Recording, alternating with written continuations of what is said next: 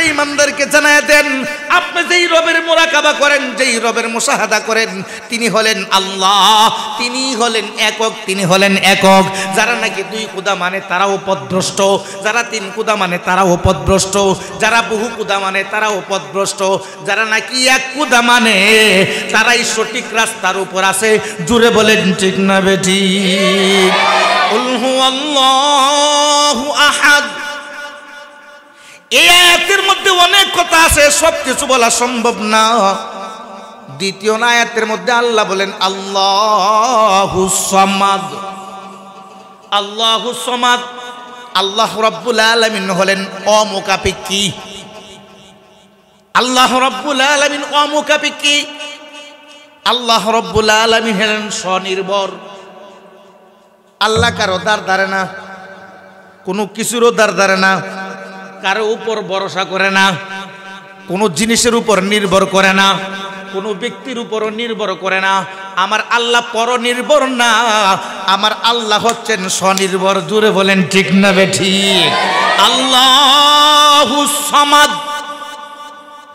আল্লাহুস সামাদ বলে আল্লাহ তারা যে প্রথম প্রশ্ন করেছিল, তোমার রব কিসের তৈরি? মাটির তৈরি নাকি পাথরের তৈরি? স্বর্ণের তৈরি নাকি রূপার তৈরি? এই আয়াতের মাধ্যমে আল্লাহ তাদের উত্তর দিলেন। এই আয়াতের মধ্যে উত্তর দিলেন কেমনে? এরে বন্ধু শুনো, মাটি কি নিজে নিজে চলতে পারে? মাটি নিজে নিজে চলতে পারে, এক জায়গা থেকে আরেক জায়গায় যাইতে পারে। পাথর নিজে নিজে চলতে পারে, স্বর্ণ নিজে নিজে চলতে পারে, রূপা নিজে নিজে চলতে পারে না। না না, মাটি নিজে নিজে চলতে পারে না, মাটি নিজে নিজে কিছুই হতে পারে না। পাথর নিজে নিজে চলতে পারে না, পাথর নিজে নিজে কিছুই করতেও পারে না। স্বর্ণ নিজে নিজেই চলতে পারে না, স্বর্ণ নিজে নিজে কোনো কিছুই হতে পারে না। রূপা নিজে নিজে চলতে পারে না, রূপা নিজে নিজে চলতে পারে না। এরে বন্ধু, আমার আল্লাহ বলেন আল্লাহুস সামাদ, আমার আল্লাহ হলেন স্বনির্ভর, আমার আল্লাহ পরনির্ভর না। ওরে বন্ধু, এই মাহফিলে আসতে পারাই আমরা খুশি না বেজার? আরো জোরে বলেন। এই মাহফিলগুলাতে আসলে পরে লাভ না লস? লাভ। নবীজি বলেন, এই সমস্ত মাহফিলে যারা আসবে আল্লাহ রব্বুল আলামিন তাদের গুনাহগুলো মাফ করে দেন। হাফেজ মাওলানা সারওয়ার তানভীরের কাছ থেকে আপনারা পিতামাতার গুরুত্ব সম্পর্কে অত্যন্ত গুরুত্বপূর্ণ আলোচনা শুনছেন। আমি আপনাদের সামনে কোরআনুল কারীমের অত্যন্ত ছোট এবং সুপরিচিত একখানা সূরা আমি আপনাদের সামনে পাঠ করেছি। যেই সূরাখানা প্রত্যেকেরই জানা থাকার কথা। যারা কোরআন শরীফ পড়তে জানে না, যারা কোরআন শরীফ পড়তে পারে না কিন্তু নামাজ পড়ে, তারাও এই সূরাখানা জানে। কি কোন? সূরা ইখলাস জানি না? জানি না? আরো জোরে বলেন। জানি। আমি সূরা ইখলাসের অবলম্বনে আমার পরবর্তী বক্তা স্টেজে আসার আগ পর্যন্ত যতটুকু সময় পাই, এই সময়ের ভিতরে আল্লাহ যেন আমাকে ইখলাস ও আমলের নিয়তে কিছু কথা বলার, আপনাদেরকে সেই কথাগুলা আমলের নিয়তে গুরুত্ব সহকারে শোনার তৌফিক দান করেন। সকলে বলেন আমিন।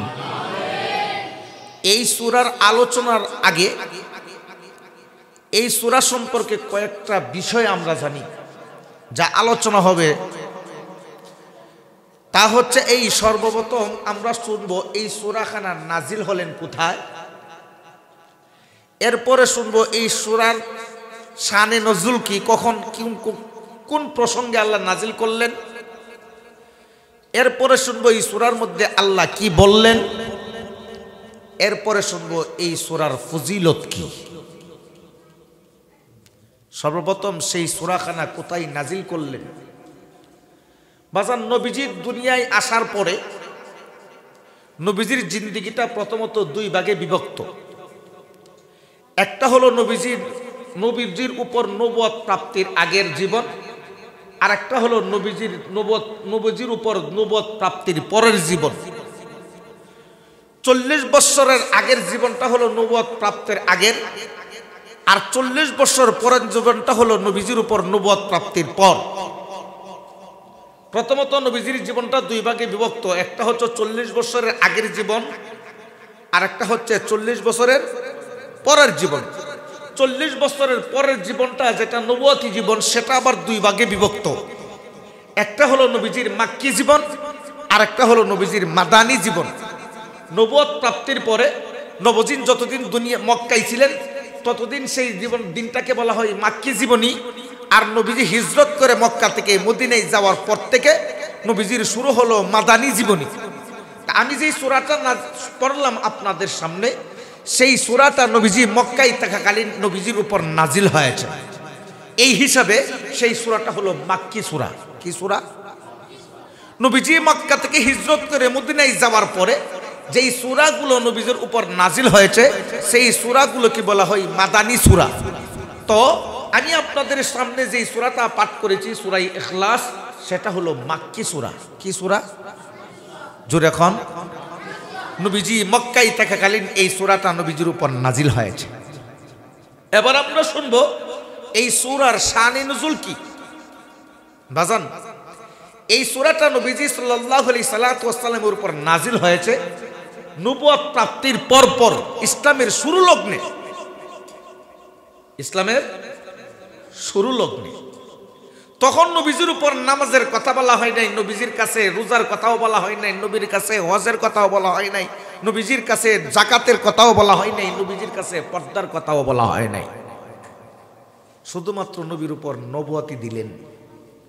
নবুয়ত প্রাপ্তির পর নবীজি সাল্লাল্লাহু আলাইহি ওয়াসাল্লাম একা একা যাইয়া কাবাগরের ভিতরে নিবিড়ে নিবৃত্তে তিনি ধ্যানমগ্ন অবস্থায় থাকতেন। বাজান, নবীজির বাড়ি থেকে কাবাগরে যাইতে মাঝখানে পড়ে আবু জাহেলের বাড়ি। কার বাড়ি? জোরে কোন, কার বাড়ি? আবু জাহেলের বাড়ি। নবীজির বাড়ি থেকে কাবাগরে যাইতে মাঝখানে হলো আবু জাহেলের বাড়ি। নবীজি যখন বাড়ি থেকে রওনা করে কাবাগরে যাইতেন তখন আবু জাহেলের বাড়ির উপর দিয়ে যাইতেন। কাবাগরের ভিতরে যাইয়া নবীজি একা একা গভীরভাবে মুরাকাবা করতেন, মুশাহাদা করতেন, আল্লাহ রাব্বুল আলামিনের ধ্যানমগ্ন থাকতেন। বেশ কিছুদিন পরে নবীজি যখন একদিন বাড়ি থেকে কাবাগরের দিকে যাইতেছেন তখন সময় আবু জাহেলের বাড়িতে কয়েকজন সন্ত্রাসী নবীজির রাস্তা আটকাইলেন। আটকাইয়া সেই সন্ত্রাসীরা মানে কাফের মুশরিক বেঈমানেরা আপনার আমার নবীকে জিজ্ঞেস করে, মুহাম্মদ, তোমাকে প্রায়ই দেখি তুমি কাবাগরের ভিতরে একা একা যাও, সেখানে যাইয়া কি করো? সেখানে যাইয়া কি করো?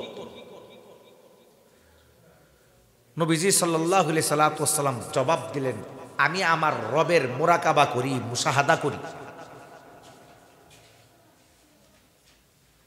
তখন বলতেছে, তুমি একা একা যাও, আমাদেরকে নেও না কেন? তখন বললেন, আপনাদেরকে নেওয়ার জন্য তো আমি এক পায়ে দাঁড়ানো।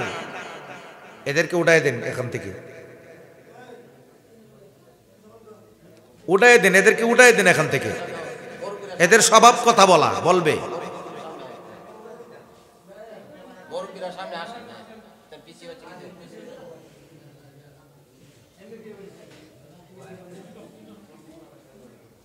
আল্লাহু আকবার।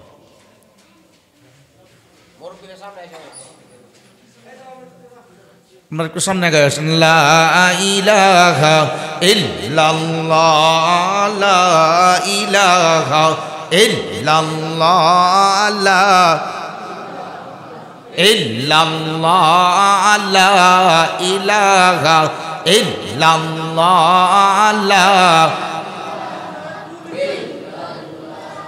লা ইলাহা ইল্লাল্লাহ, লা ইলাহা ইল্লাল্লাহ, লা ইলাহা ইল্লাল্লাহ, লা ইলাহা ইল্লাল্লাহ, লা ইলাহা ইল্লাল্লাহ, লা ইলাহা ইল্লাল্লাহ, লা ইলাহা ইল্লাল্লাহ লা ইলাহা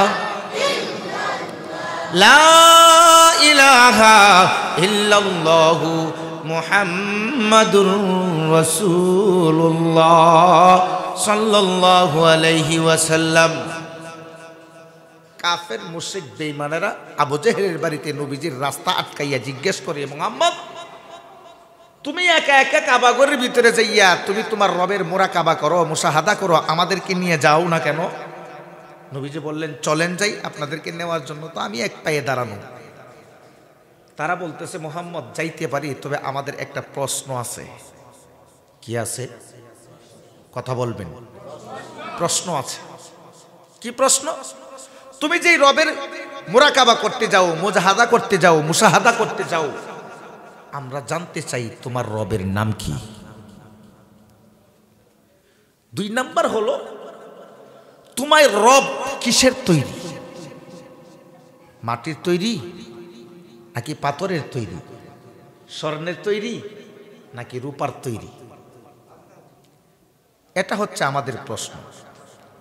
নবীজি কি নিজের থেকে কোনো কিছু বলতে পারেন? বলেন যেরকম মোহাম্মদ হারগিজ না গুফতা তা না গুফতা জিব্রাইল, মোহাম্মদ হারগিজ না গুফতা তা না গুফতা জিব্রাইল, জিব্রাইল হারগিজ না গুফতা তা না গুফতা রব্বুল জলিল। আপনার আমার নবী বিশ্ব নবী নিজের থেকে কিছুই বলেন না যতক্ষণ পর্যন্ত নবীজির কাছে জিব্রাইল এসে কিছু না বলেন। জিব্রাইল নবীর কাছে এসে কিছুই বলেন না যতক্ষণ পর্যন্ত আল্লাহ রব্বুল আলামিনকে, আল্লাহ রব্বুল আলামিন জিব্রাইলকে কিছু বলে না পাঠান। এত অর্থাৎ আপনার আমার নবী নিজের থেকে কিছুই বলেন না। ওরে বন্ধু, কাফের মুশরিক বেঈমানেরা যখন আপনার আমার নবী বিশ্ব নবীকে জিজ্ঞেস করলো, মুহাম্মদ তোমার রব কিসের তৈরি? মাটির তৈরি নাকি পাথরের তৈরি? স্বর্ণের তৈরি নাকি রূপার তৈরি? আপনার আমার নবী কিছুই বলেন না। পাশ কাটাইয়া তার কাছ থেকে চলে গেলেন, কাবা ঘরের ভিতরে চলে গেলেন, চোখের পানি ছেড়ে ছেড়ে আল্লাহর দরবারে কান্দে, আল্লাহ তুমি দেখেছো কাফের মুশরিক বেঈমানরা আমাকে প্রশ্ন করেছে তোমার নাম কি? তুমি কিসের তৈরি? মাটির তৈরি নাকি পাথরের তৈরি? স্বর্ণের তৈরি নাকি রূপার তৈরি? আল্লাহ আমি তো কোনো কিছুই বলতে পারলাম না, এর জবাব তুমি আমাকে দিয়ে দাও। ওরে বন্ধু, জিব্রাইলও আসে না, আল্লাহর পক্ষ থেকে কোনো হুকুমও আসলো না, কোনো উত্তরও আসলো না। আপনার আমার নবী বিশ্ব নবী সেখানে তো অনেকক্ষণ পর্যন্ত অপেক্ষা করছিলেন জিব্রাইলের, কিন্তু কোনো উত্তর নিয়ে আসেন নাই। এরে বন্ধু শুনো, আপনার আমার নবী বিশ্ব নবী কোনো জবাব পেলেন না, বাড়িতে চলে গেলেন। ওরে ভাই, এইভাবে আরো কিছুদিন চলে গেল। বেশ কিছুদিন পরে অন্য আরেক দিন কয়েকজন কাফের মুশরিক মিলিয়া আপনার আমার নবী বিশ্ব নবীর বাড়ির সামনে যাইয়া উপস্থিত, দরজার সামনে দাইয়া ডাক দিল, মুহাম্মদ ঘরে আসো কিনা? আপনার আমার নবী বিশ্ব নবী ভিতর থেকে জবাব দিলেন, হ্যাঁ হ্যাঁ ঘরে আছি। কি আপনি? বলে, আমি তোমার বংশেরই একজন চাষা, তোমার বংশের চাষা। ও মুহাম্মদ ঘরে আসতে পারি কিনা? আপনার আমার নবী বিশ্ব নবী জবাব দিলেন, ও চাষা, আপনি যদি আমার বংশের চাষা হয়ে থাকেন ঘরে আপনি আসতে পারেন, অনুমতি দিয়ে দিলাম, কোনো বাধা নাই। ওরে বন্ধু, অনুমতি দিছেন চাষাকে, ঠিক না বে ঠিক? কিন্তু আপনার আমার নবীর অনুমতি পাইলেন একজন, কিন্তু তার পিছনে পিছনে ঢুকে গেলেন আরো কয়েকজন ঢুকিয়া গেল।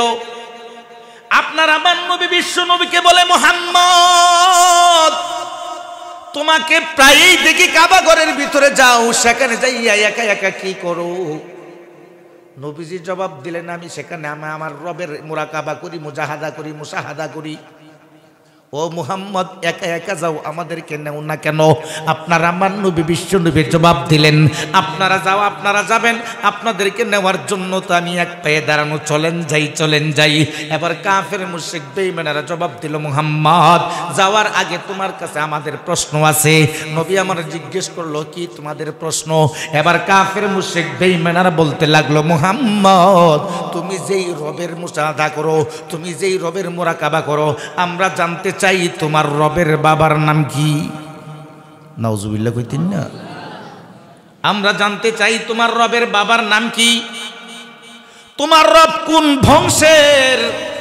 তোমার রবের সন্তানাদির নাম কি? ওরে বন্ধু, আপনার আমার নবী বিশ্ব নবীর সামনে যখন এই প্রশ্ন রাখলো, নবীজির গুসা উঠিয়া গেল। নবীজি বলেন, আমার ব্যাপারে যত কিছুই বলস, আমার মনের মধ্যে রাগ আসবে না। আমার রবকে নিয়ে কথা বলবে, আমি বরদাস্ত করতে পারবো না। এর বন্ধু শুনো, এই কথা যখন বলল, বলার সঙ্গে সঙ্গে আপনার আমার নবী বিশ্ব নবী কাফের মুশরিক বেঈমানদেরকে ধমক দিয়ে বললেন, বের হয়ে যা ঘরের ভিতর থেকে। তোরা যেন কুরাইশ বংশের লোক, আমিও একজন কুরাইশ বংশের লোক, অনুমতি দিয়েছি একজনকে, তোরা ঘরে প্রবেশ করেছেন অনেকজন, বের হয়ে যা ঘরের ভিতর থেকে। ধমক দিলেন, তাদেরকে ধমক দিয়ে বের করে দিলেন। বের করে দিয়ে নবীজি নামাজের মুসল্লা বিছাইয়া আবার প্রভুর দরবারে হাত, প্রভু কাফের মুশরিক বেঈমানেরা গেল কিছুদিন পূর্বে, আমি কাবা ঘরের যাওয়ার পথে আমার চাচা আবু জেহেলের বাড়িতে আমাকে আটকাইয়া প্রশ্ন করেছিল, আমার রবের নাম কি? আমার রব কিসের তৈরি? মাটির তৈরি নাকি পাথরের তৈরি? স্বর্ণের তৈরি নাকি রূপার তৈরি? আল্লাহ, আপনি কোনো উত্তর দেন নাই বলে আমিও দিতে পারি নাই। আজকে আবার তারা আমার বাড়ি পর্যন্ত এসে পৌঁছে গেছে। ও মাওলা, তাদেরকে তো আমি কোনো উত্তর দিতে পারি নাই। আল্লাহ, তুমি তার উত্তর দিয়ে দাও, আমি কি উত্তরটুকু দিতে পারি? এরে বন্ধু, আপনার আমার নবীর চোখের পানি ছেড়ে যখন আল্লাহর দরবারে কান্দে, আমার নবীর চোখের পানি আমার আল্লাহ বরদাস্ত করতে পারে না। সঙ্গে সঙ্গে জিব্রাইলকে ডাক দিয়ে বলেন, ও জিব্রাইল, সেদিনও আমার নবীর সঙ্গে তারা বিয়াদবি করেছে, আজকেও তারা আমার নবীর ঘরের ভিতরে চলে গেছে, আর অপেক্ষা করা যায় না। ও জিব্রাইল, তাড়াতাড়ি যাও, তাদের দুইটা প্রশ্নের উত্তর দিয়া আমার বন্ধু বিশ্ব নবীর কাছে সূরা ইখলাস নাজিল করে দিয়ে আসো। চিৎকার করে বলুন সুবহানাল্লাহ। সঙ্গে সঙ্গে জিব্রাইল আসিয়া আপনার আমার নবী বিশ্ব নবীর কাছে বলেন, ওগো নবীজি, আল্লাহর পক্ষ থেকে সালাম গ্রহণ করুন। কাফের মুশরিক বেঈমানেরা আপনাকে দুই জায়গার মধ্যে দুইটা প্রশ্ন করেছে। আবু জেহেলের বাড়িতে একটা প্রশ্ন করেছে, আজকে আবার আপনার বাড়িতে আসে এই একটা প্রশ্ন করেছে। ওগো নবীজি, আল্লাহর পক্ষ থেকে তাদের প্রশ্নের জবাব দিয়া আপনার কাছে সূরা ইখলাস নাজিল করে দিয়েছেন।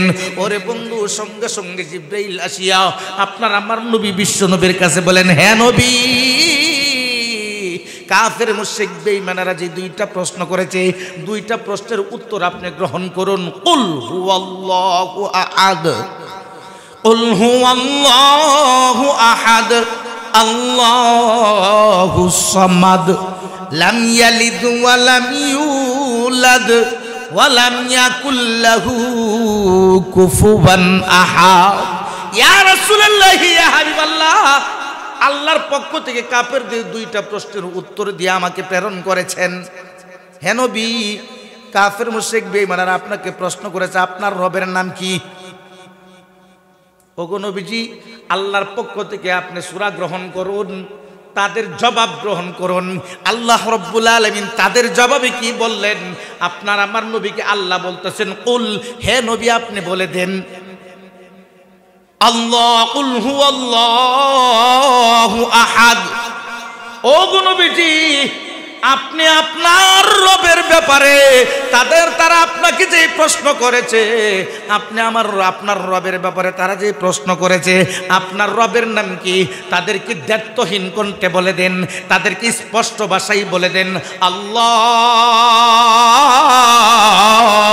আপনি যেই রবের ইবাদত করেন, আপনি যেই রবের মুরাকাবা করেন, আপনি যেই রবের মুশাহাদা করেন, সেই রবের নাম হচ্ছে আল্লাহ। রবের নাম কি? আরো জোরে বলেন, রবের নাম। কুল, হে নবী আপনি বলে দিন, আপনি যেই রবের মুরাকাবা করেন, আপনি যেই রবের মুশাহাদা করেন, তারা প্রশ্ন করেছে আপনার রবের নাম কি? আপনি দ্ব্যর্থহীন কণ্ঠে বলে দিন, আপনার রবের নাম হচ্ছে আল্লাহ। কুল হুয়াল্লাহু আহাদ। তারা বলেছেন আপনার রব নামটা কি? জানায় দেন আল্লাহ। এর বন্ধু আল্লাহ রাব্বুল আলামিন প্রথম নাম্বার আয়াতের মধ্যে বলেছেন আল্লাহ কুল হুয়াল্লাহু আহাদ। আল্লাহ রাব্বুল আলামিন হলেন একক। আল্লাহ কয়জন? আরো জোরে।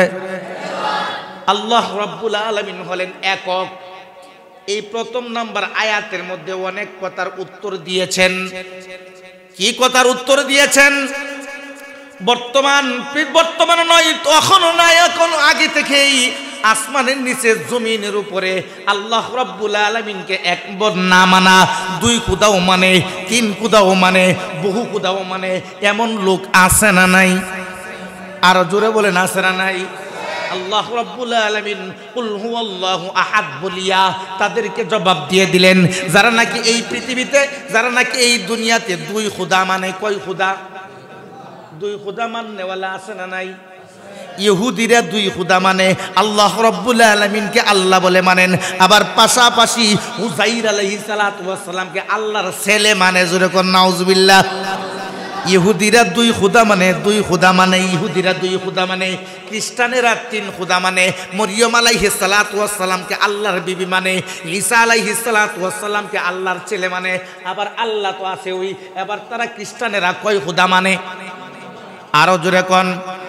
খ্রিস্টানেরা তিন খুদা মানে, ইহুদিরা দুই খুদা মানে, সনাতন ধর্মের লোকেরা 33 কোটি খুদা মানে। হিন্দুরা কয় খুদা মানে? 33 কোটি। 33 কোটি খুদা মানে তারা। আল্লাহ রাব্বুল আলামিন কুল হুয়াল্লাহু আহাদ বলিয়া জানাই দিছে, যারা দুই খুদা মানে তারাও পথভ্রষ্ট, যারা তিন খুদা মানে তারাও পথভ্রষ্ট, যারা 33 কোটি মানে তারাও পথভ্রষ্ট। জুড়ে বলেন ঠিক না বেটি? একমাত্র এক খুদা যারা মানে তারাই সঠিক রাস্তায় আছে। জুড়ে কোন ঠিক কিনা? কুল হুয়াল্লাহু আহাদ। ও গো নবীজি, কাফির মুশরিক বেঈমানদেরকে জানায় দেন, আপনি যেই রবের মুরাকাবা করেন, যেই রবের মুশাহাদা করেন, তিনি হলেন আল্লাহ, তিনি হলেন একক, তিনি হলেন একক। যারা নাকি দুই খুদা মানে তারাও পথভ্রষ্ট, যারা তিন খুদা মানে তারাও পথভ্রষ্ট, যারা বহু খুদা মানে তারাও পথভ্রষ্ট, যারা নাকি এক খুদা মানে তারাই সঠিক রাস্তার উপর আছে। জুড়ে বলেন ঠিক না বেটি? কুল হুয়াল্লাহু আহাদ। এই আয়াতের মধ্যে অনেক কথা আছে, সব কিছু বলা সম্ভব না। দ্বিতীয় আয়াতের মধ্যে আল্লাহ বলেন আল্লাহুস সামাদ। আল্লাহুস সামাদ। আল্লাহ রাব্বুল আলামিন হলেন অমুখাপেক্ষী। আল্লাহ রাব্বুল আলামিন অমুখাপেক্ষী। আল্লাহ রাব্বুল আলামিন হলেন স্বনির্ভর। আল্লাহ কারো দ্বার ধারে না, কোনো কিছুরও দ্বার ধারে না, কারো উপর ভরসা করে না, কোনো জিনিসের উপর নির্ভর করে না, কোনো ব্যক্তির উপরও নির্ভর করে না। আমার আল্লাহ পরনির্ভর না, আমার আল্লাহ হচ্ছেন স্বনির্ভর। জুড়ে বলেন ঠিক না বেঠিক? আল্লাহুস সামাদ। আল্লাহুস সামাদ বলে আল্লাহ তারা যে প্রথম প্রশ্ন করেছিল, তোমার রব কিসের তৈরি? মাটির তৈরি নাকি পাথরের তৈরি? স্বর্ণের তৈরি নাকি রূপার তৈরি? এই আয়াতের মাধ্যমে আল্লাহ তাদের উত্তর দিলেন। এই আয়াতের মধ্যে উত্তর দিলেন কেমনে? এরে বন্ধু শোনো, মাটি কি নিজে নিজে চলতে পারে? মাটি নিজে নিজে চলতে পারে, এক জায়গা থেকে আরেক জায়গায় যাইতে পারে। পাথর নিজে নিজে চলতে পারে, স্বর্ণ নিজে নিজে চলতে পারে, রূপা নিজে নিজে চলতে পারে না। না না, মাটি নিজে নিজে চলতে পারে না, মাটি নিজে নিজে কিছুই হতে পারে না। পাথর নিজে নিজে চলতে পারে না, পাথর নিজে নিজে কিছুই করতেও পারে না। স্বর্ণ নিজে নিজেই চলতে পারে না, স্বর্ণ নিজে নিজে কোনো কিছুই হতে পারে না। রূপা নিজে নিজে চলতে পারে না, রূপা নিজে নিজে চলতে পারে না। এরে বন্ধু, আমার আল্লাহ বলেন আল্লাহুস সামাদ। আমার আল্লাহ হলেন স্বনির্ভর, আমার আল্লাহ পরনির্ভর না। ওরে বন্ধু, লাম ইয়ালিদ ওয়া লাম ইউলাদ ওয়ালাম ইয়াকুল লাহু কুফুয়ান আহাদ। কেউ যদি সূরা ইখলাসকে একবার পাঠ করে, কোরআন শরীফ 10 পারা পড়লে যেই পরিমাণ সওয়াব, কয় পারা? কোরআন শরীফের 10 পারা পড়লে যেই পরিমাণ সওয়াব, এই পরিমাণ সওয়াব তার আমলনামার মধ্যে দিয়ে দিবে। একবার পড়লে 10 পারা পড়ার সওয়াব, দুইবার পড়লে 20 পারা পড়ার সওয়াব, তিনবার পড়লে 30 পারা পূর্ণ কোরআন শরীফ খতম করার সওয়াব। জোরে কোন সুবহানাল্লাহ। অর্থ হলো নবীজি বলেন কেউ যদি সূরা ইখলাসকে 3 বার পড়ে, 3 বার যদি কেউ সূরা ইখলাস পড়ে, পূর্ণ এক খতম কোরআন পড়লে যেই পরিমাণ সওয়াব, 3 বার সূরা ইখলাস পড়নেওয়ালাকে আল্লাহ সেই পরিমাণ সওয়াব দিবে। 4 নম্বর আপনার আমার নবী, আপনার আমার নবীর 4 নম্বর হাদিস আল্লামা ফখরুদ্দিন রাজি রাহমাতুল্লাহ আলাইহি তাফসীরে কবীরের মধ্যে যা উল্লেখ করেছেন তা হলো এই, আপনার আমার নবী বিশ্বনবী তবুকের যুদ্ধের মধ্যে গেলেন। কিসের যুদ্ধ? আরো জোরে এখন। তবুকের যুদ্ধের মধ্যে গেলেন মাত্র 40,000 লোক নিয়ে। কাফের মুশরিক বেঈমানেরা আসলেন 80,000। আপনার আমার নবী বিশ্ব নবী সাহাবায়ে কেরাম কি নিয়ে তবুকের প্রান্তরে গেলেন। যাইয়া দেখতে পাইলেন কাফের মুশরিক বেঈমানেরা সব পলাইছে, সকলেই পলায়ন করেছেন। নবীজি আলী রাদিয়াল্লাহু তাআলা আনহুকে আগে একবার পাঠাইছিলেন, আলী যাইয়া ইটালিয়ান সৈন্যদের সম্পর্কে তুমি একটু ধারণা নিয়ে আসো। আলী রাদিয়াল্লাহু তাআলা আনহু যাইয়া দেখে তারা তবুক প্রান্তের মধ্যে এসে গেছে। কাফেররা তবুক প্রান্তের মধ্যে আইসা অবস্থান করতেছে। আপনারা আমার নবী সাহাবায়ে কেরামদেরকে নিয়ে, সৈনিকদেরকে নিয়ে গেলেন তবুক প্রান্তরে। যাইয়া দেখে কাফেররা সব পলাইছে, মুসলমান আসতেছে। মুহাম্মদুর রাসূলুল্লাহ সাহাবীদেরকে নিয়ে আসতেছে, মুসলমানদেরকে নিয়ে আসতেছে যুদ্ধ করার জন্য। কাফের মুশরিক বেঈমানেরা সেই খবর পাইয়া তবুক যুদ্ধ ছেড়ে তবুকের প্রান্ত থেকে পলায়ন করেছে। আপনার আমার নবী বিশ্ব নবী যাইয়া দেখে কাফের মুশরিক বেঈমানেরা তবুক প্রান্তরে কেউ নাই। আপনার আমার নবী বিশ্ব নবীর অভ্যাস হলো যেখানে যুদ্ধ করার জন্য যাইতেন, যুদ্ধ যদি হইতো তখন যুদ্ধ জয় হইলেও সেখানে 3 দিন অবস্থান করতেন, যুদ্ধ বিজয়ী হইলেও সেখানে 3 দিন অবস্থান করতেন। আরে বন্ধু শুনো, যুদ্ধ হইলেও সেখানে 3 দিন অবস্থান করতেন, যুদ্ধ না হইলেও 3 দিন সেখানে অবস্থান করতেন। যাইয়া দেখতে তবুকের প্রান্তরে কোনো কাফের নাই। আপনার আমার নবী বিশ্ব নবী সাহাবায়ে কেরামকে বলেন, ও আমার সাহাবীরা, যুদ্ধ যদিও হবে না তথাপিও আমরা এখানে 3 দিন অবস্থান করব। কয়দিন? 3 দিন অবস্থান করব। তাবু গাড়ো।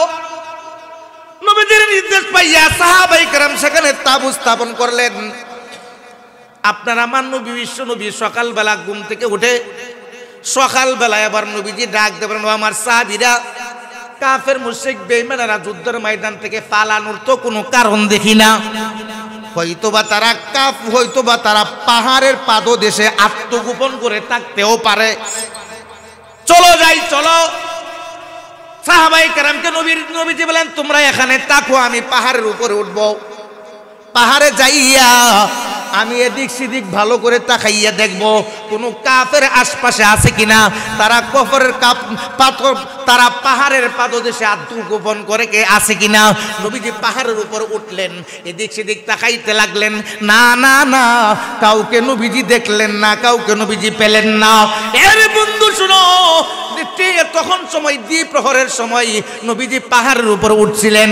হঠাৎ করে তাকাইয়া দেখে দ্বিপ্রহরের সময় রৌদ্রের কোনো তাপ নাই।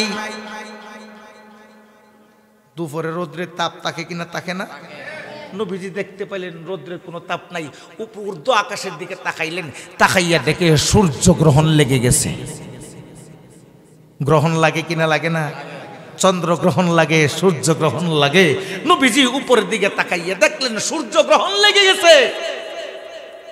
এবার নবীজি উপস্থিত সাহাবীদেরকে বললেন, ও আমার সাহাবীরা, সূর্যগ্রহণ লেগে গেছে, তোমরা সকলেই 2 রাকাত নামাজ পড়ো, আল্লাহর কাছে ফরিয়াদ করো সূর্যকে আল্লাহ যেন আগের জায়গায় ফিরাইয়া দেন। সূর্য যদি না উঠে, সূর্য যদি না হয়, সূর্যের তাপ যদি না দেই, তাহলে ধান গাছের মধ্যে চাউল হবে না। সূর্যের তাপ যদি না হয়, ফল গাছের মধ্যে ফল হবে না। সূর্যের তাপ যদি না হয়, গাছের ফল ফলাদির মধ্যে মিষ্টি হবে না। সূর্যের তাপ যদি না হয়, মায়ের গর্ভে যে সন্তান আছে সেই সন্তানের অঙ্গ প্রত্যঙ্গ চেঞ্জ হবে না। ও সাহাবীরা, আল্লাহর কাছে ফরিয়াদ করো সূর্যকে যেন আল্লাহ আগের জায়গায় ফিরিয়ে দেয়। সাহাবাই কেরামকে নবীজি লইয়া 2 রাকাত নামাজ পড়লেন। নবীজি 2 রাকাত নামাজ পড়ে সালাম ফিরলেন, আসসালামু আলাইকুম ওয়া রাহমাতুল্লাহ, আসসালামু আলাইকুম ওয়া রাহমাতুল্লাহ। আপনার আমার নবী বিশ্ব নবী বাম দিকে সালাম ফিরাইয়া দেখতে পাইলেন নবীজির পাশে হযরত জিবরাইল বসা। জোরে বলেন সুবহানাল্লাহ, আরো জোরে কোন। নবীজি বাম দিকে সালাম ফিরাইয়া দেখলেন জিবরাইল ফেরেশতা বসা। নবীজি ডাক দিয়ে বলেন, জিবরাইল কি ব্যাপার, তুমি এই মুহূর্তে এখানে আসলা, কারণটা কি? জিবরাইল আলাইহিস সালাতু ওয়াস সালাম বলেন, ওগো নবীজি, শুধু আমি একা আসি নাই, 70,000 ফেরেশতাদের একটা বহর নিয়ে আসছি। নবীজি ডাক দিয়ে বলেন, জিবরাইল যুদ্ধ হবে কিনা, যুদ্ধ হবে কিনা? তুমি 70,000 ফেরেশতাদের বহর নিয়ে আসলা, কেন আসলা? কাফেরদের বিরুদ্ধে যুদ্ধ হবে কিনা? জিবরাইল ডাক দিয়ে বলেন, না গো নবীজি, না, যুদ্ধ হবে না, কাফের মুশরিক বেঈমানেরা পলায়ন করছে, যুদ্ধ হবে না। নবীজি জিজ্ঞেস করলেন, যুদ্ধ হবে না, তাহলে যুদ্ধের ময়দানে তুমি আসার কারণটা কি? এবার জিবরাইল ডাক দিয়ে বলেন, ওগো নবীজি, আপনার একজন সাহাবী হযরত মাবিয়া ইবনে মাবিয়া, যিনি অসুস্থতার কারণে আপনার সাথে যুদ্ধের ময়দানে আসতে পারেন নাই। ওগো নবীজি, আপনার সেই সাহাবী মাবিয়া ইবনে মাবিয়া ইন্তেকাল করেছেন।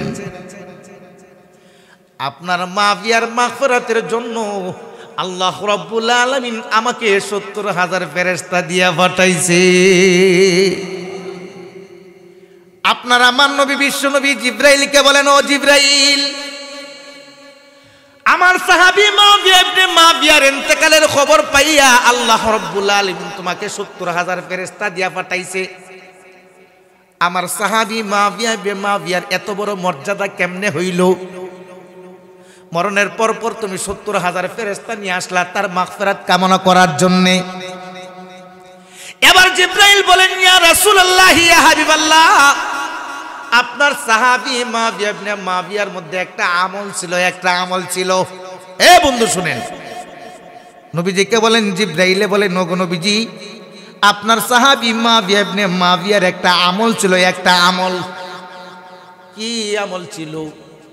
জিবরাইল বলেন, ইয়া রাসূলুল্লাহ, ইয়া হাবিবাল্লাহ, আপনার সাহাবী মাবিয়া যখন এই বকরি রাখালের জন্য যাইতো, বকরি রাখাল করার জন্য, উট রাখালের জন্য যাইতো, যখনই যাইতো রাস্তা দিয়া যাইতো আর জবান দিয়া সূরা ইখলাস পড়তো, কুল হুয়াল্লাহু আহাদ আল্লাহুস সামাদ লাম ইয়ালিদ ওয়া লাম ইউলাদ ওয়া লাম ইয়াকুল লাহু কুফুয়ান আহাদ। ইয়া রাসূলুল্লাহ, ইয়া হাবিবাল্লাহ, আপনার সাহাবী মাবিয়া ইবনে মাবিয়া হেঁটে হেঁটে রাখাল হেঁটে হেঁটে রাখালি করতো, জবান দিয়া সূরা ইখলাস পড়তো, রাখাল ছাগলগুলাকে সরাইয়া বেড়া বকরিগুলাকে মাটির মধ্যে দিয়া এক কিনারের মধ্যে বসে বসে ফেসবুক চালাইতো না, এক কিনারে বসে বসে মোবাইল টিপতো না, এক কিনারে বসে বসে তিনি সোনা বন্ধুর গান গাইতেন না, এক কিনারে বসে বসে তিনি সূরা ইখলাস পাঠ করতেন। যতক্ষণ সময় পাইতো সূরা ইখলাস পাঠ করতেন। ওগো নবীজি, আপনার সাহাবী মাবিয়া ইবনে মাবিয়া যখন খেজুর বাগানের মধ্যে কাজ করার জন্য যাইতো, হাত দিয়া খেজুর বাগানের কাজ করতো, জবান দ্বারা সূরা ইখলাস পড়তো। যখন ব্যবসাখানার মধ্যে যাইয়া বসতো, কাস্টমার আসলে পরে তাদের কাছে মাল বিক্রি করতো। কাস্টমার যখন থাকতো না তখনও বসে বসে সূরা ইখলাস পাঠ করতো। এক কথায় আপনার সাহাবী মাবিয়া ইবনে মাবিয়া যখন ওই সময় পাইতো, হাত দিয়া কাজ করতো, জবান দিয়া সূরা ইখলাস পড়তো। রাতের বেলা যখন বিছানার মধ্যে ঘুমাইয়া যাইতো, বালিশের মধ্যে মাথা রাখার সাথে সাথেই ঘুম আসতো না। ঘুম আসার আগ পর্যন্ত জবানের মধ্যে সূরা ইখলাস থাকতো।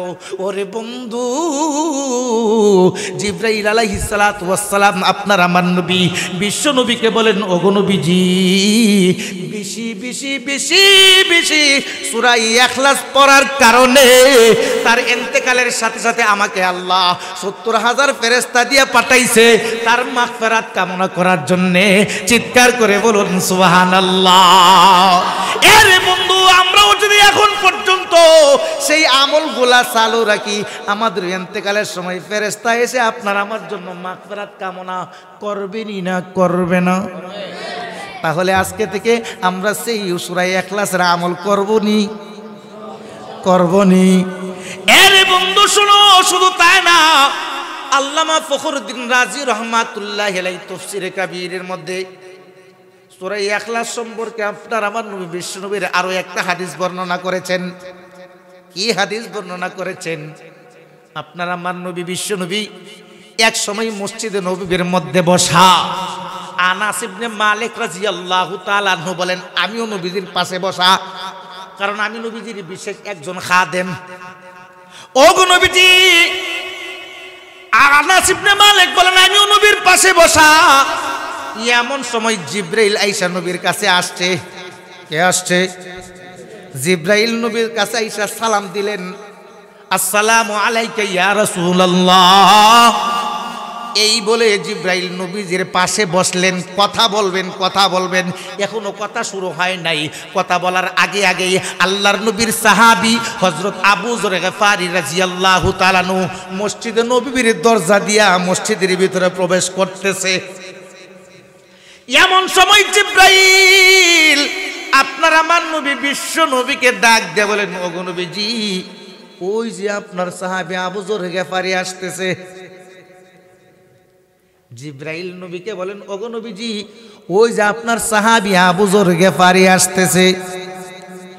নবীজি জিজ্ঞেস করেন, জিবরাইল তুমি আমার কাছে আসো বেদাই তুমি আমাকে চিনার কথা, আবু যর গফারি রে তুমি কেমন করে চিনো? এবার আপনার আমার নবীর কাছে জিবরাইল বলেন, ইয়া রাসূলুল্লাহ, ইয়া হাবিবাল্লাহ, শুধু আমি না আসমানে যত ফেরেশতা আছে সেই ফেরেশতারা আপনার সাহাবী আবু যর গফারিকে যেইভাবে চিনে, মদিনার লোকেরাও আবু যর গফারিকে এইভাবে চিনে না। মদিনার লোকেরা আবু যর গফারিকে যতটুকু চিনে, আসমানের ফেরেশতারা এর চাইতে আরো বেশি চিনে। জিবরাইলকে এবার আপনার আমার নবী ডাক দিয়ে বলেন, জিবরাইল তুমিও আবু যরকে চিনো, আসমানের ফেরেশতারাও আবু যরকে চিনে, সেটা কেমন করে, কোন আমলের বদৌলতে? এবার জিবরাইল ডাক দিয়ে বলেন, ইয়া রাসূলুল্লাহ, ইয়া হাবিবাল্লাহ, দুইটা আমল আবু যর গফারির কাছে আছে, দুইটা গুণ আবু যর গফারির কাছে আছে। এই দুইটা গুণের কারণে আমি জিবরাইল যেমন আপনার সাহাবী আবু যর গফারিকে চিনি, আকাশের ফেরেশতারাও আপনার সাহাবী আবু যর গফারিকে চেনে। নবীজি জিজ্ঞেস করলেন, ও জিবরাইল, আমার নবীর কাছে আমার সাহাবীর আবু যরের কাছে এমন কি দুইটা গুণ আছে যেই গুণের কারণে তুমিও চিনো, আকাশের ফেরেশতারাও চিনে?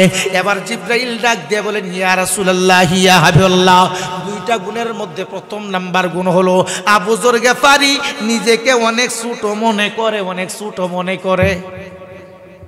কি মনে করে? নিজেরে অনেক ছোট মনে করে, অন্যের চাইতে নিজেকে অনেক ছোট মনে করে। আর আমাদের স্বভাব হলো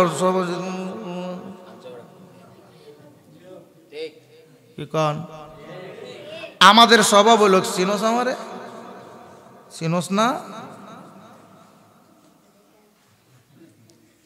আমার মতো কেডা, ঠিক কিনা? আবু যর গফারির মধ্যে গুণ হলো বলতেছে সবচেয়ে আমি নগণ্য, আমি সাধারণ। আবু যর গফারির কাছে একটা গুণ, নিজেরে অনেক ছোট মনে করে। আমাদের কাছে সেই স্বভাব নাই, আমরা মনে করি তুই খান বংশের, আমি পাঠান বংশের, ঠিক কিনা? আমরা নিজেদেরকে অনেক মনে করি। না, আবু যর গফারি রাদিয়াল্লাহু তাআলা নিজেকে অনেক ছোট মনে করতেন। ও ভাই, আপনার আমার নবী বিশ্ব নবী দোয়া শিখাইয়া গেছেন, আল্লাহুম্মা জাআল ফি আইনি সগীরা, আল্লাহুম্মা জাআল ফি আইনি সগীরা ওয়া ফি আয়ুনিন নাসি কাবীরা। আল্লাহ তুমি আমাকে আমার চোখে ছোট বানাইয়া রাখো, মানুষের চোখে আমাকে বড় বানাইয়া রাখো। নবীজি দোয়া শিখাইয়া গেছে, নিজের কাছে অনেক ছোট মনে করবেন। আপনার আমার নবী বিশ্ব নবী বলেছেন, এরে মায়ার উম্মতেরা শুনো, তোমাদের কাছে এই গুণটা থাকতে হবে, তুমি নিজেরে অনেক ছোট মনে করতে হবে। আবু যর গফারি নিজেকে অনেক ছোট মনে করত। কেমন মনে করত? একজন মুরব্বীকে যখন দেখতো তখন মনে মনে চিন্তা করত, এই লোকটা আমার চাইতে বয়সে বেশি, ওই লোকটা আমার আগে দুনিয়াতে আসছে, আমার চাইতে নেক কাজ বেশি করছে, অতএব আমার চাইতে এই লোকটা আল্লাহর কাছে অনেক ভালো। লোকটা আমার চাইতে নেক কাজ বেশি করছে, অতএব আমার চাইতে লোকটা অনেক ভালো। বয়সে যখন ছোট মানুষকে দেখতো তাকে অনেক মহব্বত করতো আর বলতো আমার চাইতে সে ভালো। কেমনে ভালো? বলে আমি এর আগে দুনিয়াতে আসছি, এর চাইতে গুনাহের কাজ আমি বেশি করছি, এর চাইতে গুনাহের কাজ আমি বেশি করছি, অতএব আমার চাইতে ছোট বাচ্চাটা ভালো। ভাইয়ারা আমার, আমাদের মধ্যে কিন্তু এই স্বভাব নাই। আমি জীবনে অনেক সুদ খাইছি, অনেক ঘুষ খাইছি, অনেক অপকর্ম করছি, অনেক খারাপি করছি, এটাকে আমার চোখের মধ্যে বাজে না, এটা আমার চোখের মধ্যে বাজে না। কিন্তু একজন মানুষ সামান্য একটা কথা ঘুরাইয়া কইছে, গজব করে ফেলাইছে। একটা কথা সরাসরি মিশা হয়েছে না, ঘুরাইয়া কথাটা কইছে, কয়েক কথাটা ঘুরাইয়া কইল কেরে, এর তো স্বভাব ভালো না। হের স্বভাব ভালো না, তোর স্বভাব কই নাম্বারের? কথা কন না কে? আরো জোরে কন না কেন? শাস্ত্রের মধ্যে বসে বসে উমুকের দুষ তুমুকের দুষ, হে এইটা করছে, হে এইটা করছে। এই বেটা তুই একবার তোর দিকে তাকায় দেখ, হে যতটুকু অপরাধ করছে হের চাইতে ডবলের ডবল দুষ তুই করছ জীবনে। হয়তোবা তোর চোখ দুষটা কেউ দেখছে না, তুই চালাক বাটপার, এই জন্য তোর দুষটা বলে চোখলে আড়ালে করার কারণে কেউ দেখে নাই, কিন্তু একজন দেখছে, তিনি হচ্ছেন আল্লাহ। তুই চোখ থাকার কথা, আরেকজন দুষ করছে, সংশোধন করার জন্য তাকে বলতে পারস, তুই তার কথা তার কাছে না বলিয়া শাস্ত্রের মধ্যে, বাজারের মধ্যে, হাটের মধ্যে, মসজিদের মধ্যে বৈশা বৈশা হ্যার দুষ বদনাম গাইতে থাকে। উদ্দেশ্য দিল কর এর ইজ্জত ফামসার হইলাম। কথা কোন ঠিক না বেটি? আমাদের মধ্যে হলো এই স্বভাবের। না না না, নিজেকে নিজে অনেক ছোট মনে করতে হবে। বাবারে, কেউ যদি কোনো দুষ তোমার চোখে পড়েও যায়, তুমি নিজেকে বলবা হাই রে হাই, এত এই দুষ্টা করছে, আমার কাছে তো এর চাইতে আরো অনেক কোটি গুণ বেশি দোষী আমি আছি, না আমার চাইতে সে ভালো আছে। জোরে বলেন ঠিক না বে ঠিক? আবু যর গফারির ব্যাপারে জিবরাইল বলতেছেন, ইয়া রাসূলুল্লাহ, আপনার সাহাবী আবু যর গফারির কাছে দুইটা গুণ। এক নাম্বার গুণ হলো নিজেরা অনেক ছোট মনে করে, সবাইকে ভালো মনে করে, নিজেরা অনেক ছোট মনে করে। ইয়া রাসূলুল্লাহ, ইয়া হাবিবাল্লাহ, আপনার সাহাবী আবু যরের কাছে দুই নাম্বার গুণটা হলো সর্বদাই সূরা ইখলাস পড়তো, সর্বদাই সূরা ইখলাস পড়তো। কুল হুয়াল্লাহু আহাদ আল্লাহুস সামাদ লাম ইয়ালিদ ওয়া লাম ইউলাদ ওয়া লাম ইয়াকুল লাহু কুফুয়ান আহাদ। ইয়া রাসূলুল্লাহ, ইয়া হাবিবাল্লাহ, আপনার আবু যর গফারির মধ্যে দুইটা গুণ। একটা গুণ হলো নিজেরা অনেক ছোট মনে করে, দুই নাম্বার গুণটা হলো সর্বদাই সূরা ইখলাস পড়ে। যখন এই সময় সবাই সূরা ইখলাস পড়ে, অবসর কোনো সময় নাই, সারাক্ষণ জবানে সূরা ইখলাস পাঠ করে, সারাক্ষণ জবানে সূরা ইখলাস পাঠ করে। এই দুইটা গুণ থাকার কারণে আমি জিবরাইল চিনি, শুধু তা না, আসমানে ফেরেশতারা এই পরিমাণ চিনে, মদিনার মানুষেরাও তেমন তাকে চিনে না। বাইরে আমার আল্লামা ফখরুদ্দীন রাজি রহমাতুল্লাহ আলাইহি সূরা ইখলাসের ফজিলত সম্পর্কে নবীজির আরো একটা হাদিস বর্ণনা করছেন। সেই হাদিসটা হলো, আপনার আমার নবী বিশ্ব নবী একদিন মসজিদে নববীর মধ্যে বসে তসবিহ পড়তেছে, জিকির করতেছে। এমন সময় একজন সাহাবী মসজিদের ভিতরে ঢুকছে, ঢুইকা নবীজির কাছাকাছি দাঁড়াইছে, আল্লাহু আকবার নামাজের নিয়ত করছে, তাহিয়াতুল উযু পড়তেছে, অথবা দুখুল মসজিদ পড়তেছে, অথবা নফল নামাজ পড়তেছে। নবীজির পাশে বসা, নবীজি তাসবিহ পড়তেছে, আর এই সাহাবী নামাজের মধ্যে দাঁড়াইছে। পড়েনি না? পড়ে না? আমরাও যখন অনেক মানুষ নামাজ পড়ে, আমরা যখন দাঁড়ে বসা থাকি তখন ওই ব্যক্তিদের সূরা খারাতগুলা পড়ে, তসবিহ তালিলগুলা পড়ে, এইগুলা কাছে বসা শোনা হয়ে যা এবেলে পড়ে না, যেরকম পড়ে কিনা পড়ে না। নবীজির সাহাবী নবীজির পাশেই কাছাকাছি দাঁড়াইয়া আল্লাহু আকবার পড়ে নামাজ পড়তেছে। আপনারা আমার নবী বিশ্ব নবীও শুনতে পাইলেন। সেই সাহাবী মনে মনে নয়, হালকা আওয়াজ দিয়া যেই সূরা পড়ে।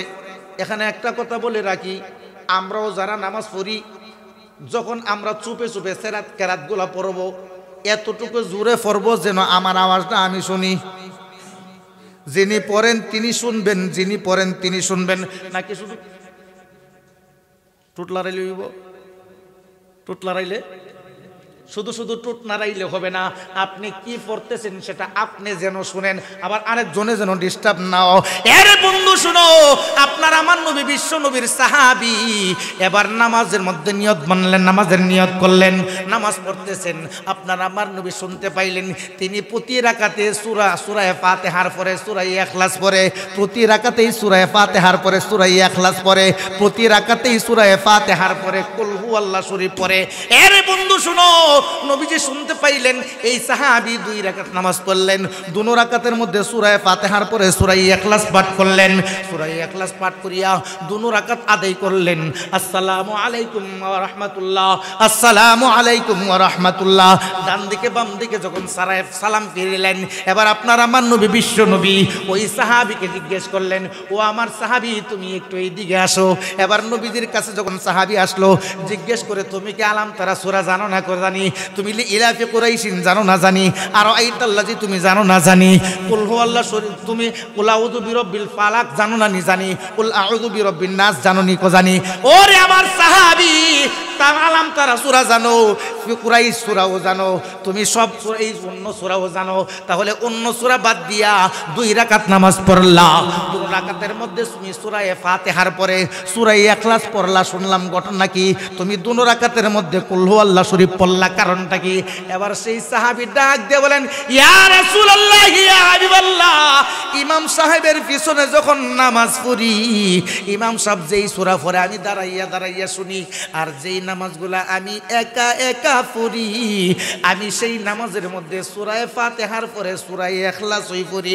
কারণ হলো সূরা ইখলাসের মধ্যে আমার আল্লাহর গুণকীর্তন বেশি, সূরা ইখলাসের মধ্যে আমার আল্লাহর কথাগুলা বেশি, সূরা ইখলাসের মধ্যে আমার আল্লাহর গুণকীর্তন বেশি।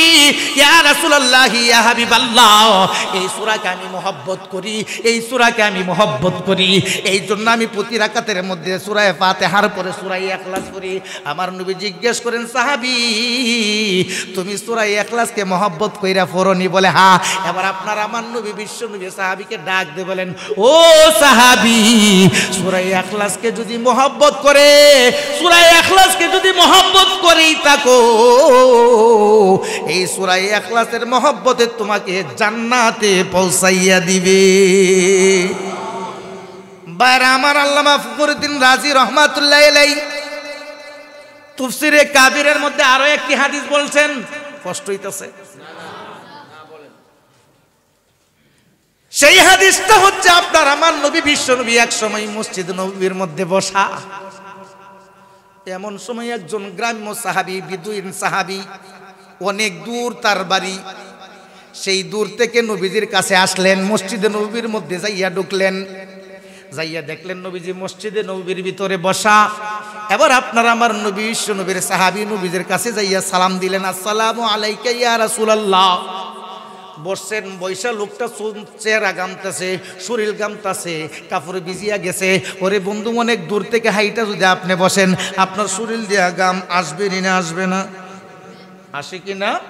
নবীজির সাহাবী নবীজির কাছে বসলেন, শরীর থেকে ঘাম বের হচ্ছে, নবীজির রুমাল দিয়া ওই সাহাবীর চেহারার গামগুলা মুছেন। কেমন মায়ার নবী, উম্মতের গামগুলা নবীজির রুমাল দিয়া মুছতেছে, নবীজি আদর করতেছে, মায়া করতেছে। সাহাবীরে, তুমি মনে হয় অনেক দূর থেকে আসছো, গ্রামের মানুষ দেখা যায়? বলে হ্যাঁ হুজুর, অনেক দূর আমার বাড়ি, সেখান থেকে আমি আপনার কাছে আসছি একটা অভিযোগ নিয়ে। নবী আমার জিজ্ঞেস করলেন, সাহাবী এত দূর থেকে তুমি কি অভিযোগ নিয়ে আসলা? এবার সাহাবী ডাকতে বলেন, ইয়া রাসূলুল্লাহ, ইয়া হাবিবাল্লাহ, আমি একজন গরিবের সন্তান, আমি নিজেও একজন গরিব। ওগো নবীজি, ছোট কাল থেকে হাড় ভাঙ্গা পরিশ্রম করি, মাথার ঘাম পাতাই ফেলি।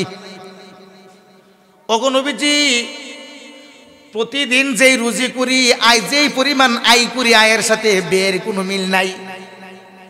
ইয়া রাসূলুল্লাহ, ইয়া হাবিবাল্লাহ, 300 টাকা যদি রুজি করি 400 টাকা খরচ হয়, 300 টাকা যদি রুজি করি 450 টাকা খরচ হয়। ওগো নবীজি, আরো 50 টাকা 100 টাকা ঋণ থাকে। ইয়া রাসূলুল্লাহ, ইয়া হাবিবাল্লাহ, এত পরিশ্রম করা সত্ত্বেও আমার সংসারের কোনো অভাব দূর করতে পারতেছি না। এরে বন্ধু, আমাদের সমাজের মধ্যে এমন মানুষ আছে, বাপ্য 3 জনে রুজি করে, খায় মাত্র 3-4 জনে মিল্লা, তারপরেও কিন্তু অভাব দূর হয় না। এমন সমাজ, এমন পরিবার আছে না নাই? ভালো করে শুনে রাখুন বন্ধু, আল্লাহর নবীর সাহাবী আপনার আমার নবীর কাছে, আপনার আমার নবীর কাছে বলেন, ইয়া রাসূলুল্লাহ, ইয়া হাবিবাল্লাহ, আয়ের সাথে বিয়ের কোনো সঙ্গতি দেখি না, যেই পরিমাণ রুজি করি এর চাইতে বেশি খরচ হয়ে যায়। ওগো নবীজি, সংসারের মধ্যে কোনো আয় মুরাদ পাই না, সংসারের মধ্যে কোনো আয় বরকত পাই না। এবার আপনার আমার নবী, বিশ্ব নবী ডাক দিয়ে বলেন, তাই নি? বলে হ্যাঁ। ওগো নবীজি, অনেকের কাছে পরামর্শ চাইছি, কারো কাছ থেকে কোনো সুন্দর সমাধান পাই নাই। মনে মনে চিন্তা করতে লাগলাম, আমার দিনের নবী মায়ার নবীর কাছে যাইয়া বলে দেখি। ওগো নবীজি, আপনি এমন একটা প্রেসক্রিপশন করে দেন, এমন একটা তদবির শিখাইয়া দেন, এমন একটা ফর্মুলা দিয়ে দেন, যেই ফর্মুলার মাধ্যমে আমার সংসারের অভাব দূর করা সম্ভব। এবার আপনার আমার নবী, বিশ্ব নবী ডাক দিয়ে বলেন, ও সাহাবী, তাহলে আমি যেই ফর্মুলাটা দিব তুমি মানবে কিনা? বলে হ্যাঁ মানবো।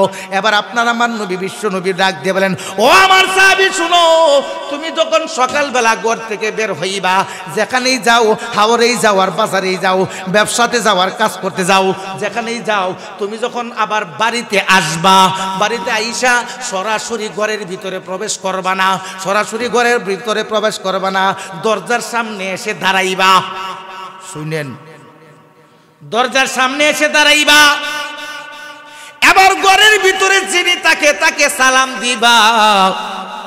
তোমার বিবি থাকুক, মা থাকুক, ভাই থাকুক, বোন থাকুক, সন্তান থাকুক, যেই থাকুক, দরজার সামনে দাঁড়াইয়া সালাম দিবা, আসসালামু আলাইকুম ওয়া রাহমাতুল্লাহ। আর যদি মনে করো ঘরের ভিতর নাই, তুমি রুমটা তালা দিয়া রাখছিলা, তাহলে তুমি নিজেকেই নিজে সালাম দিবা, ঘরের তালাটা আল করবা, আসসালামু আলাইনা ওয়া আলা ইবাদিল্লাহিস সালিহিন। ঘরের তালা খুলবার নিজের নিজে সালাম দিবা, আসসালামু আলাইনা ওয়া আলা ইবাদিল্লাহিস সালিহিন। মনে কর, বলেন আসসালামু আলাইনা ওয়া আলা ইবাদিল্লাহিস সালিহিন, আসসালামু আলাইনা ওয়া আলা ইবাদিল্লাহিস সালিহিন। এর বন্ধু শুনো, ঘরের ভিতরে যদি কেউ না থাকে, নিজেকেই নিজে সালাম দিবেন। এই বলিয়া আমার আপনার নবী, বিশ্ব নবী সাহাবীকে ডাক দিয়ে বলেন, সাহাবী, ঘরের ভিতরে যদি কেউ থাকে, আসসালামু আলাইকুম ওয়া রাহমাতুল্লাহ বলে সালাম দিবা। ঘরের ভিতরে যদি কেউ না থাকে, আসসালামু আলাইনা ওয়া আলা ইবাদিল্লাহিস সালিহিন বলে সালাম দিবা। এরপরে আউযু বিল্লাহ পড়বা, এরপরে বিসমিল্লাহ পড়বা, এরপরে দরজার সামনে দাঁড়াইয়া সূরা ইখলাস বাররাতান ওয়াহিদাতান একবার পাঠ করবা।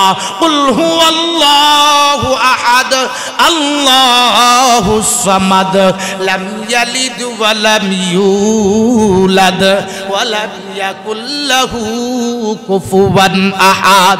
ওরে সাহাবী, দরজার সামনে দাঁড়াইয়া সূরা ইখলাস একবার পাঠ করবা। সূরা ইখলাস পাঠ করিয়া তুমি আবার ঘরের ভিতরে প্রবেশ করবা, ডান পা দিয়া ডান পা দিয়া ঢুকবা। এর বন্ধু, আপনার আমার নবী, বিশ্ব নবী এবার সেই সাহাবীকে যখন এইভাবে বললেন, সাহাবীকে বলিয়া এবার আপনার আমার নবী, বিশ্ব নবী সাহাবীকে ডাক দিয়ে বলেন, সাহাবী, আমি কেমন করে বলছো, তুমি আবার আমার কাছে বলো। এবার সাহাবী বলতে শুরু করে দিয়েছে, ওগো নবীজি, আমি বাড়ি থেকে যেখানেই যাই, হাওরে যাই আর ব্যবসাতে যাই, যেখানে যাই সেখান থেকে আসিয়া সরাসরি ঘরের ভিতরে প্রবেশ করব না, দরজার সামনে দাঁড়াইয়া ঘরের ভিতর যদি কেউ থাকে তাকে সালাম দিব, আর ঘরের ভিতরে যদি কেউ না থাকে তাহলে নিজেকে আসসালামু আলাইনা ওয়া আলা ইবাদিল্লাহিস সালিহিন বলিয়া সালাম দিব। সালাম দিয়া আউযু বিল্লাহি